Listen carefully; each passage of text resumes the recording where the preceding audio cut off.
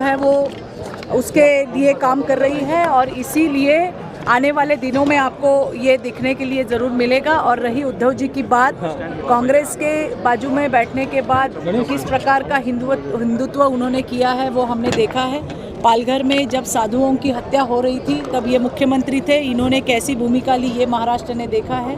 कर्नाटक में विधानसभा से सावरकर जी की फ्रेम हटाई, उसके ऊपर चू भी नहीं बोलने वाले उद्धव ठाकरे आज हमें हिंदुत्व की जो भाषा है वो सिखा रहे हैं।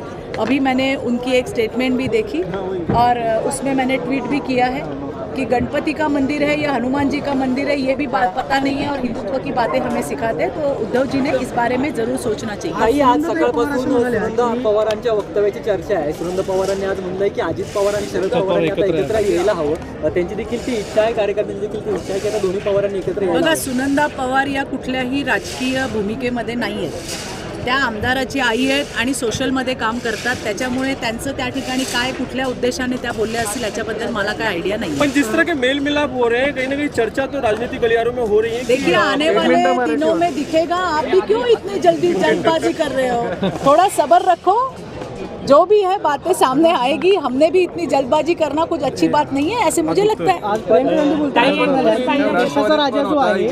हाँ तर चर्चा अशी आहे, अमित भाई काल भेटायला गेले, दोन्ही राष्ट्रवादी भाजप सोबत जाऊ शकतात। नाही, मला काही आयडिया नाही, तो माझा रोल नाही। मी छोटी कार्यकर्ता आहे, पक्षाने जी जबाबदारी दिली ती जबाबदारी करण्याचं माझ्याकडे काम आहे। कोण येणार आहे, कोणाला घेणार आहे, कोणाला कुठे बसवणार आहे मला काही आयडिया नाही। माझं चित्रावागचं नाही आहे, ही पार्टीचं डिसिजन आहे। स्वागत करायचं की नाही करायचं हे चित्रावाग नाही ठरवत, भारतीय जनता पार्टी ठरवते आणि जी पक्षाची भूमिका असेल ती आमची भूमिका आहे। आज प्रियंका गांधी बोलताना असं म्हणाले की महाराष्ट्रातलं सरकार जे आहे पैसे देऊन काढलं, हिमाचलमध्ये सुद्धा असाच प्रयोग जो आहे तो केला जातोय। देशाचा राजा घाबरट आहे, म्हणजे मोदी घाबरट आहेत। ईव्हीएम वरती नको तू बॅलेट वरती निवडणुका घ्या, दूध का दूध पाणी का पाणी होऊन जाईल। अहो, ज्या वेळेला यांच्या सीट निवडून येतात त्यावेळेला ईव्हीएम ओके असतं। आम्ही लोकसभेमध्ये ज्या वेळेला आमच्या कमी सीट आल्या त्याच्या दुसऱ्या दिवसापासून भारतीय जनता पार्टीचा प्रत्येक कार्यकर्ता आणि नेता कामाला लागला। 1.5-2.5 वर्ष जी यांना मिळाली होती यांनी कट कारस्थानं आणि कुंभांडा रचण्यामध्ये घालवली।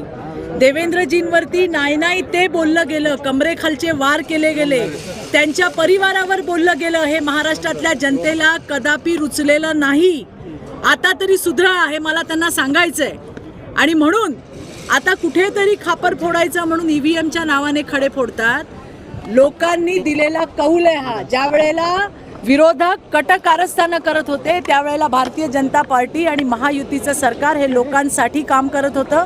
लोकांसाठीच्या योजना केल्या, त्या योजना फक्त केल्या नाहीत तर लोकांपर्यंत पोहोचवण्याचं काम सुद्धा हे महायुतीच्या सरकारने केलं। लोकांना कट कारस्थानं आवडत नाहीत, ज्या पद्धतीने देवेंद्रजींवरती आणि त्यांच्या परिवारावरती वार केले गेले हे लोकांना महाराष्ट्राच्या रुचलं नाही आणि त्याची परिणिती 23 तारखेच्या रिझल्टमध्ये आपल्याला दिसली। धन्यवाद।